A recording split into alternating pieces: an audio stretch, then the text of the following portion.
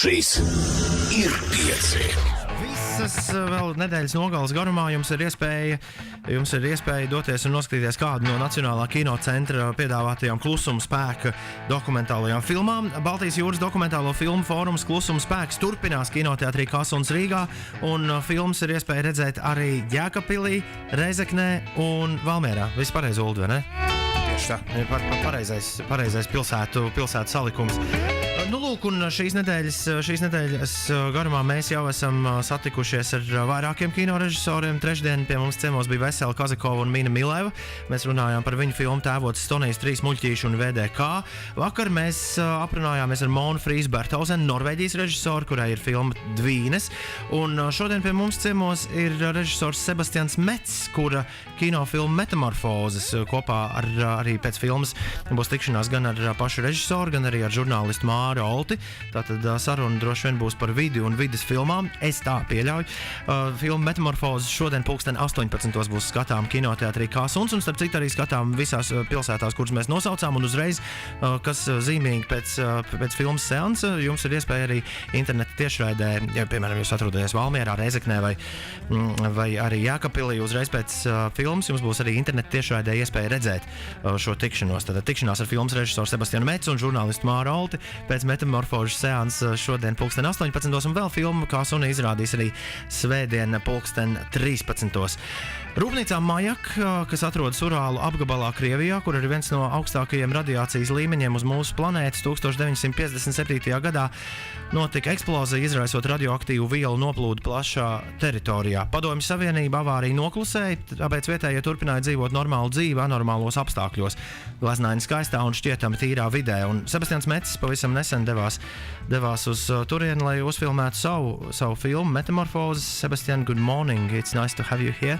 Good morning. Good morning. And I was telling about your film to my listeners last couple of minutes, but first of all, I was yesterday we were speaking with Norwegian director Mona Frīsbertauzena. She joined us here on the show, and she said that when she's making a documentary cinema, she always has a feeling that for documentary films, the plot is always like 100 times better than if you try to write down something just from your imagination.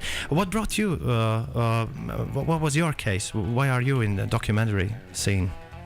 Well, this film Metamorphosen was made as my graduation work in film school. I studied at film school in Ludwigsburg, which is in the south of Germany. And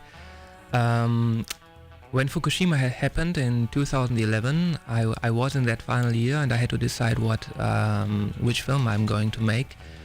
And I had a friend in Tokyo during that time, which I decided to visit to see what's going on there. How are the effects of the radiation to the people, and how does the country deal with the situation?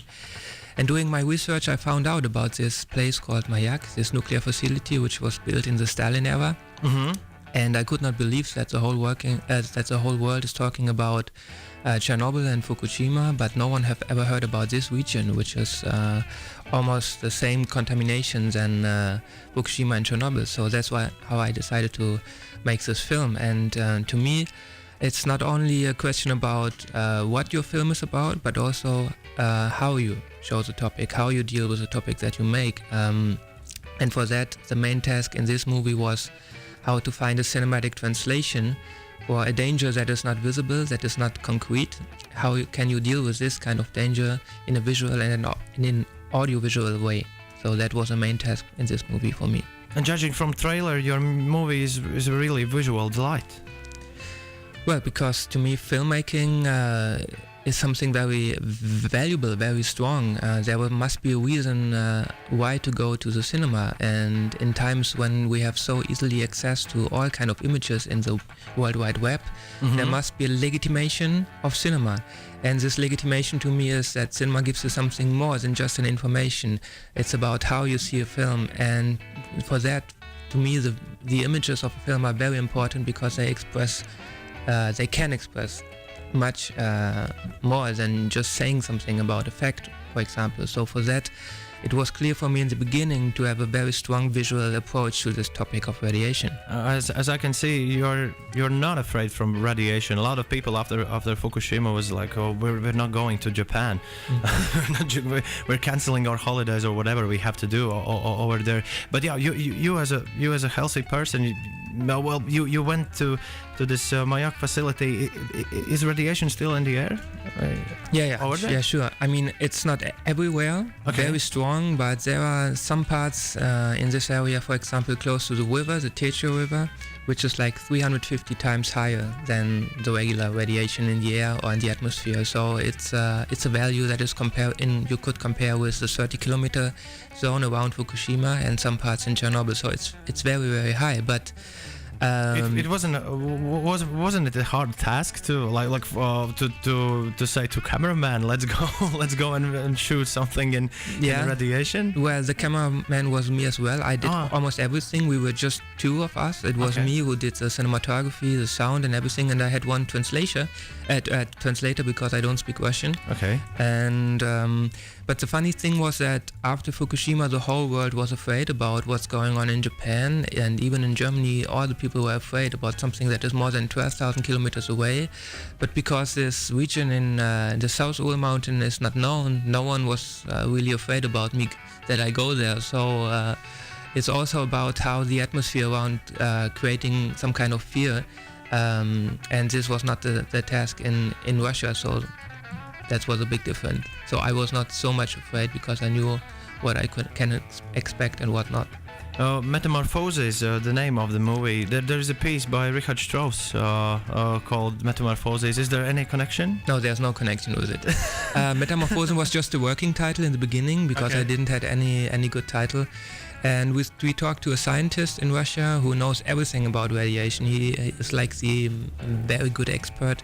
And he asked me in the end, what is the title of the movie? And I said, well, I don't have a title, but the working title is Metamorphosen, because somehow for me it's about transformation. And he said, yes, that's what it's all about. And so somehow this title remains.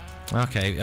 Tonight, but yeah, I wish you tonight a pleasant evening when your movie will be shown in the festival, and you will answer some audience questions. I suppose after sure. That's why I'm here. That's one of the main reasons why I'm here to answer all the questions that the audience have after the movie.